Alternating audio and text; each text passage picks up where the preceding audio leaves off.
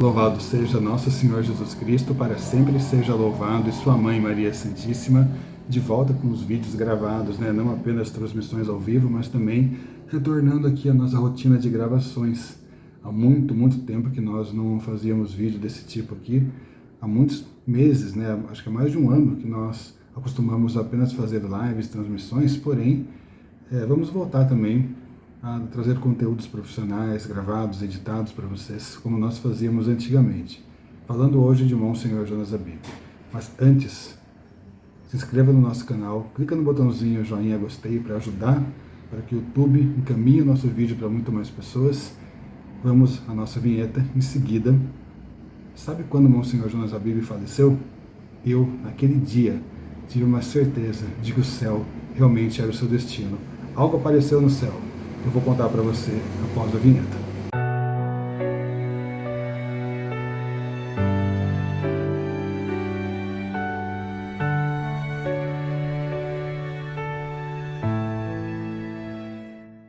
Agora sim, voltemos com o assunto principal desse vídeo. Bom, queridos, como todos nós sabemos, o fundador da Canção Nova, Monsenhor Jonas Abib, como dizia o Frei Jorge da Paz, um santo em vida. Aliás, não sei qual é o católico que ainda duvida que aquele homem, ele foi um santo em vida, um defensor do Santo Evangelho, um homem com os princípios mais maravilhosos, segundo a Sagrada Escritura, um homem totalmente com valores cristãos, conservador, um sacerdote de verdade, salesiano, levava a palavra de Deus na sua íntegra, sem medo nenhum, denunciava as heresias, falava as verdades mesmo que doesse no coração, porque quando nós lemos em Hebreus capítulo 5, no versículo 1 em diante, vai dizer que o homem que é retirado do meio do povo e consagrado para conduzir o povo naquilo que é o desígnio do Senhor, o paraíso, a santidade, a vida eterna, esse é o sacerdote. Esse é o papel do sacerdote, ser aqui o embaixador de nosso Senhor Jesus Cristo. E assim foi Monsenhor Jonas Abib, assim como foram diversos outros, mas aqui falaremos desse homem que foi realmente um santo. Como nós sabemos, no finzinho de 2022, infelizmente, nós perdíamos Monsenhor Jonas Abib, né? Ele fez sua última aparição quando estava voltando do hospital, aqui, ó. Porém, ele já estava internado há mais de 2 meses, já estava nas últimas, mesmo assim continuou celebrando ao vivo, santas missas. Há um bom tempo que ele já não ia até os eventos externos, até o rincão, até o santuário Pai das Misericórdias. Ele tinha que ficar, de fato, confinado naquele quartinho dele devido à sua doença. Porém, queridas, ele não deixou de ser santo em nenhum momento. Em suas missas, você ainda podia escutar as suas pregações com o mesmo teor de quando ele participava, né, dos eventos abertos da Canção Nova, celebrava para as multidões no rincão do meu Senhor, né? Então, assim, a santidade era a sua essência, com toda certeza. Eu acompanhei todo aquele cortejo, né, para o sepultamento do Monsenhor Jonas Abib lá do meu trabalho aquele dia. Deixei o celular do lado, passando ao vivo ali, e eu acompanhei tudo, né? Quando eu saí do trabalho, 5 horas, era o momento que ele estava sendo sepultado. Na rua, eu acompanhei o último momento, desliguei o celular, né, até por precaução, não dá para você andar com o celular ligado aqui em São Paulo, né, acho que em lugar nenhum mais. Então eu desliguei o celular depois que concluiu-se o sepultamento do Monsenhor Jonas Abib, né, lá na Canção Nova, e nisso eu fui até o metrô pensando nele. E nisso, queridos, eu olho para o céu. Eu estava na Rua Herval, no Belenzinho. Tive a visão mais linda que eu pude ter naquele momento.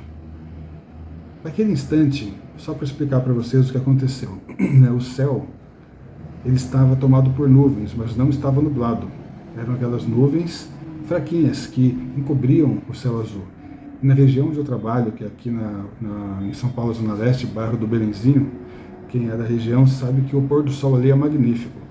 Por exemplo, quando nós estamos no Santo dos Santos da paróquia São Carlos Borromeu, fica um andar um pouquinho mais elevado, nós temos a visão do pôr do sol, que é a coisa mais linda, o céu fica amarelo, sabe? Você consegue enxergar o sol, é uma coisa maravilhosa. E naquele instante acontecia o pôr do sol, porém estava tapado por nuvens. Quando eu estava me aproximando, né, da estação de metrô, uma coisa me chamou a atenção lá em cima. Eu olho para o céu e eu vejo um clarão de luz. É como se houvesse, vamos dizer assim, um furo naquelas nuvens que permitissem que os raios do sol brilhassem com muito mais intensidade, visivelmente aos olhos nus. Só que esse espaço que se formou-se entre as nuvens não era um espaço desforme, mas era um espaço muito bem definido. Era um T, porém não era um T comum. Na hora me chamou a atenção, eu não pude fotografar, queria mostrar a foto para vocês, né, mas não pude obter essa foto, porque foi muito rápido. O espaço formado entre as nuvens que liberou, né, para que o sol brilhasse, como se fosse lá um buraco, né, das nuvens, formou um tal de São Francisco. Exatamente um tal, mas gente, mas era a coisa mais perfeita do mundo, aquele tal, o desenho, sabe? Perfeito lá no meio das nuvens. Eu falei, misericórdia, que coisa mais linda. Quando eu ia pegar o celular para fotografar, as nuvens vieram e cobriram novamente. Foi uma coisa muito rápida. Já no ônibus, eu peguei o celular, eu fui ler um pouquinho mais sobre Monsenhor Jonas Habib, porque eu sempre tive uma grande admiração. Eu pude ler que ele era salesiano, ou seja, a ordem fundada por São Francisco de Sales, e dentre aquilo que eu descobri da ordem salesiana, eu percebi que um dos símbolos deles é o tal de São Francisco. E toda foto do Monsenhor Jonas, eu percebi naquela hora algo em comum. Ele utilizava um tal de São Francisco. Toda foto, toda mesmo. Naquela hora meu coração encheu de alegria. Eu disse, não foi à toa, não foi coincidência, né? Aquele desenho na nuvem, aquela abertura que formou um tal para que o sol brilhasse. Qual foi o discernimento que eu tive naquela hora? Monsenhor Jonas Habib tinha ido para a glória celeste. Ele fez a sua Páscoa após um longo período de sofrimento que certamente ele ofereceu como sendo aqui o seu purgatório, a sua purificação, do pouco, certamente, que ele deveria ter purificado aqui. O que me veio na hora no coração foi isso. A cena mais linda que eu pude ver, aquele desenho formado nas nuvens, liberando os raios do sol. Monsenhor Jonas Habib, um santo em vida. E aquilo que ficou, queridos, vale muito a pena ser santo nessa terra. É difícil, é muito difícil. As perseguições vêm, as tentações acontecem. Acontece de tudo para que você desista desse caminho. Porém, nosso Senhor disse, sede santos, porque eu, vosso Deus, sou santo. E Ele nos convida à santidade. Assim como lemos na primeira carta de São Pedro, no capítulo 1, versículo 15 ao 16. A exemplo da santidade daquele que vos chamou, sede também vós santos em todas as vossas ações. E Monsenhor Jonas Habib, a sua essência era a santidade. Por onde quer que passava, ele levava a palavra do Senhor. Ele formava os corações, guiado pelo Espírito Santo. Nassim Correia disse, ele varava as madrugadas quando aconteciam aqueles retiros e acampamentos de jovens na Canção Nova lá em Cachoeira Paulista. Ele ficava acordado até 3 horas da manhã para evangelizar aqueles jovens, para fazer companhia, uma santa companhia, e levá-los até o amor de Deus. Para depois acordar às 6 da manhã, né, para cumprir seus compromissos rotineiros na Canção Nova. Só um santo faria isso, queridos. É um homem que estava no altar. É um homem que ansiava pelas coisas do alto.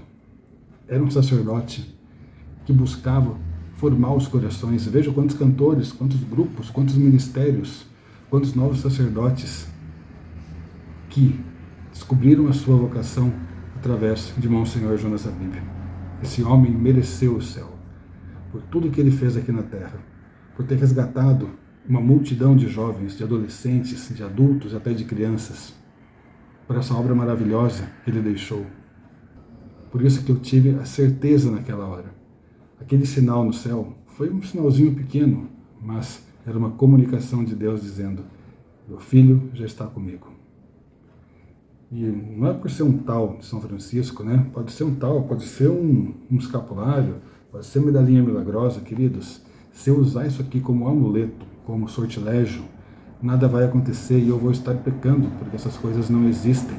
Quando eu uso um tal de São Francisco, quando eu uso um escapulário, quando eu uso uma medalha milagrosa de Nossa Senhora das Graças, é para lembrar que eu tenho um compromisso oracional. É um elemento para lembrar-me de que eu tenho um compromisso para com a santidade da busca da eternidade, somente com oração. Um terço pendurado na cabeceira da cama é nada. Um terço na minha mão, rezado, bem rezado, contemplando as Ave Marias, contemplando os mistérios da vida de Nosso Senhor Jesus Cristo, faz toda uma diferença. Uma correntinha, por exemplo, de Nossa Senhora, sem que eu reze, é só um pingente. Essa correntinha lembrando do meu compromisso diário de, junto com Nossa Senhora e com seu Filho Jesus Cristo, buscar a eternidade através da oração e da transformação do meu coração, como vai dizer o apóstolo São Pedro, guiado pelo Espírito Santo, me santifica e me leva a conhecer as coisas do alto. O chamado é para mim, o chamado é para você. Que os santos intercedam por nós, São Frei Jorge da Paz, Monsenhor Jonas Abib, Padre Léo, que ainda não foram beatificados pela Santa Igreja Católica, mas que nós temos a certeza de que estão ao ladinho do Pai, com toda certeza. Deus abençoe. Sejamos santos, porque o nosso Pai, Ele é santo. Deus abençoe, queridos.